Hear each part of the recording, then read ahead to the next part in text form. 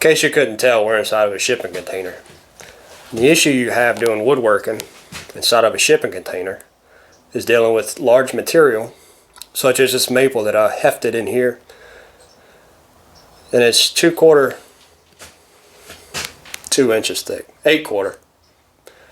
I'm still learning all this, y'all. Give me a break. 8/4, 10-foot long sticks of maple. And the issue that I'm having is it's sitting on my work table, but it's about 2-foot stick out on each side, so it's not sitting flat. So we had to come up with a solution. See where we're hitting the dust collector? See where we're sitting on the table saw? Here's what we're going to do.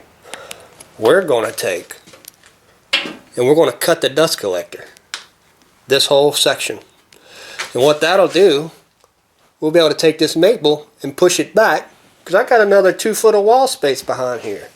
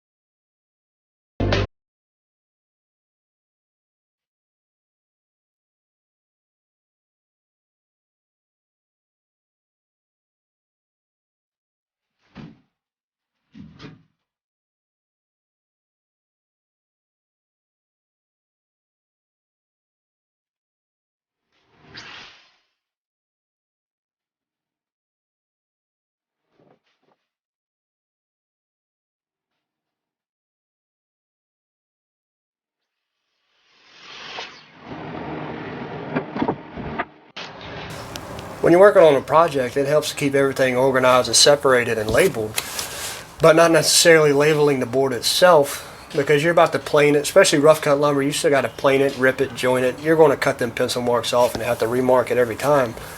Here's what I do. I like to stack it alongside the wall, take a little piece of tape and label what it is. But what if a competitor sneaks into my shop and then they see what part goes where? They're going to steal my design. Not if you do it like this. Close attention. These are my side runners. Duly labeled side runners. This is my front runner, but it's labeled in Spanish. El Barado. Chances of your competition speaking English and Spanish? Pretty high, actually. So we got to change it up again. The next, this piece, labeled it in algebra. Next piece, in case he could speak English, Spanish, and do algebra, we labeled it in fake algebra. But what if you get a super smart competitor, which are not very smart if they're working against me, but let's say you have a super smart competitor that speaks English, Spanish, knows real algebra, and knows fake algebra? Japanese. You ain't gonna get me. You ain't gonna get me.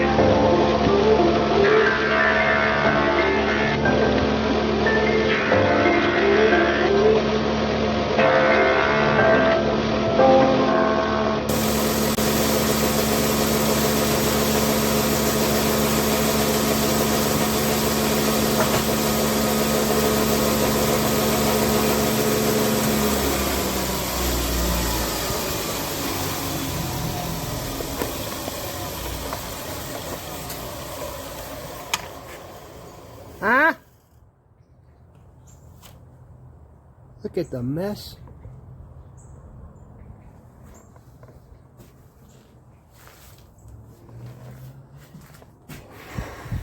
We gotta get that cleaned up.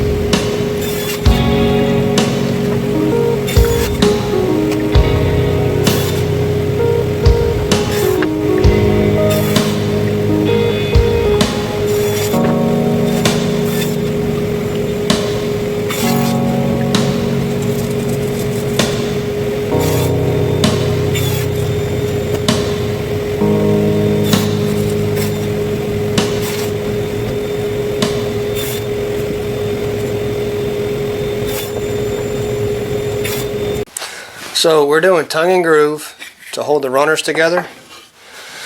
And I just want to show you a demonstration. I'm kind of tired of, I really don't like pocket screws, especially, you know, when I want strength. So just to give you a demonstration of how strong the tongue and groove is, I have a cutoff from one of the dados that, you know, cut it down to length. Just want to show you how strong it is. Stop recording. Stop recording. Dude, stop.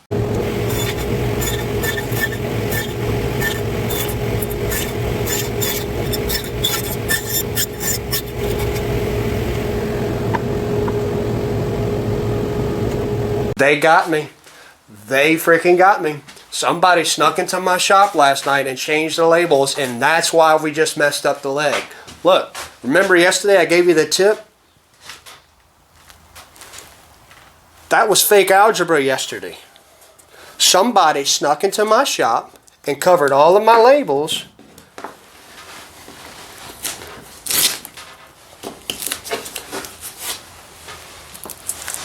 Can you see that one? Somebody covered all of my original labels with English. Somebody snuck into my shop. I'm going to have to upgrade security. Something's got it. That can't happen. That's not acceptable. That could have costed me a lot of money. Okay, here's what we're doing next. So I have my two front legs and my two side legs. Now, the legs in the front of this bar, 3.5 inches wide, 2 inches thick. What I did for the legs that are going to go to the side, we're going to take these legs. These are 1.5 inches wide by 2 inches thick. And what we're going to do is attach these legs like so, to where we're going to have 3.5 inches on this side, 3.5 inches on this side. So it'll be squared. And the way we're going to do that, we're going to glue the back side of this leg. We're going to come through here and countersink some screws. Screw this bad boy down. Then we're going to go have a cup of coffee. Let it dry off. So, let's get going.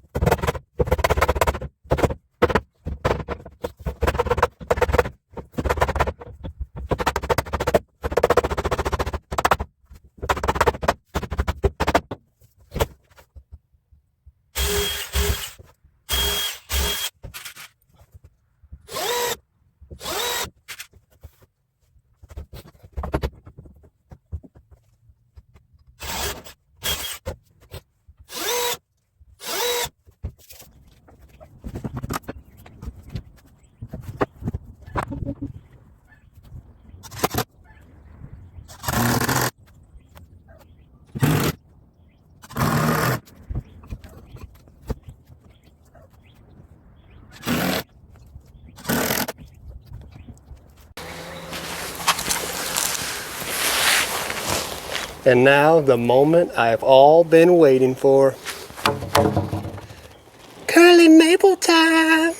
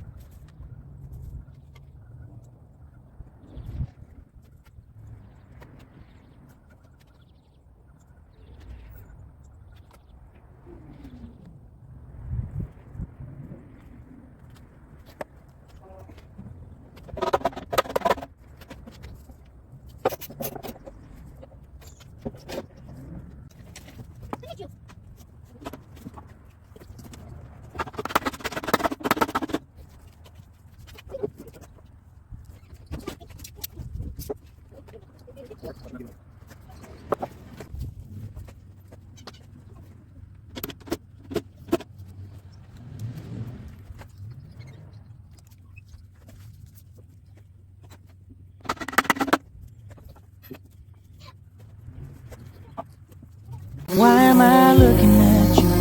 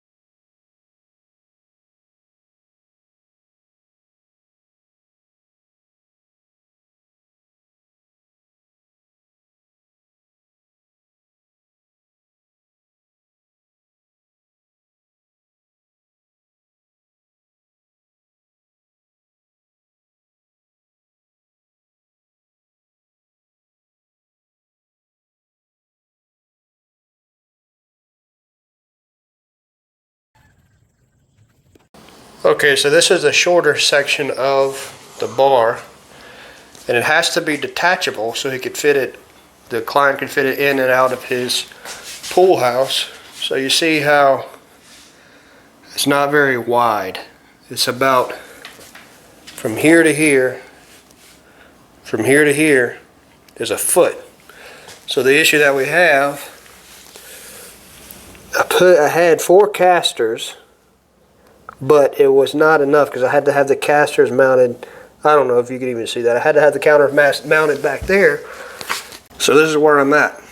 We have a block of wood, 2 1/4 inch to make it level with the other bar. So what I'm going to do, then I want to show you the process because some of you might come across this as well. This is a good solution. I'm going to build a foot kick that's going to slide underneath here with a 2 1/4 inch block, a 4-inch riser, and a 4-inch footrest. I want to have this one mounted permanently. The other one, because it's a mobile bar, we mount it. It'll be built in a horseshoe shape where it just slides underneath it when they get the bar where they want it to go. I just want to give you a demonstration of what I mean. The smaller piece is very top heavy. And it was doing that with 4 casters. So, I'll show you how we're going to fix it. You've got to.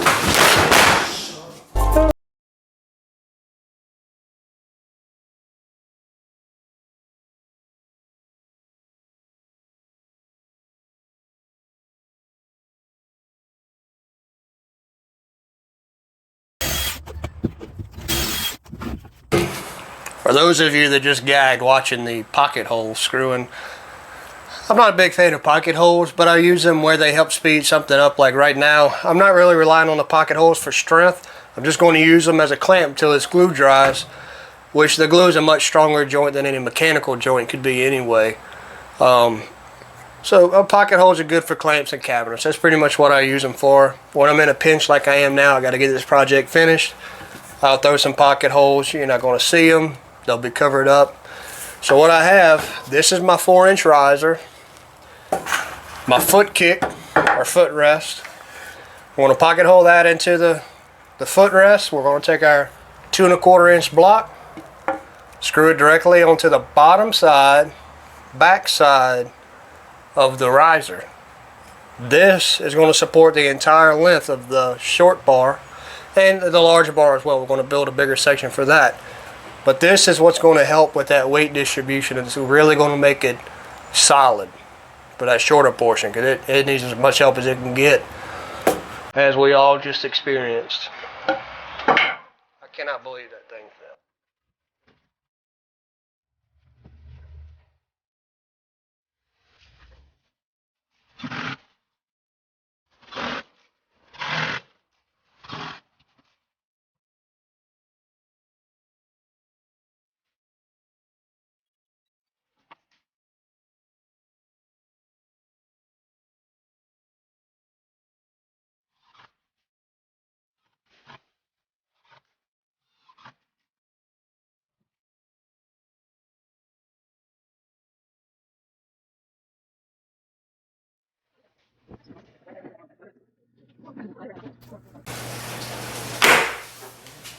It's finished.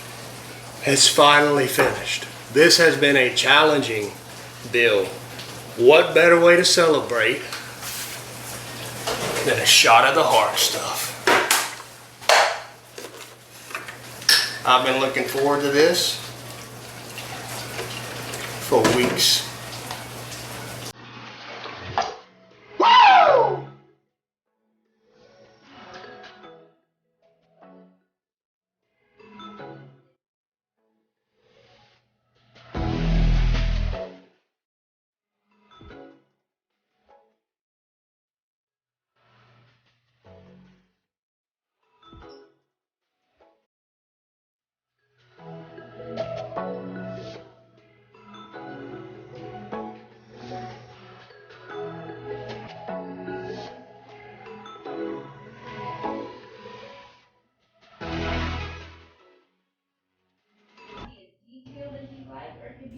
If you liked the video, please like and subscribe.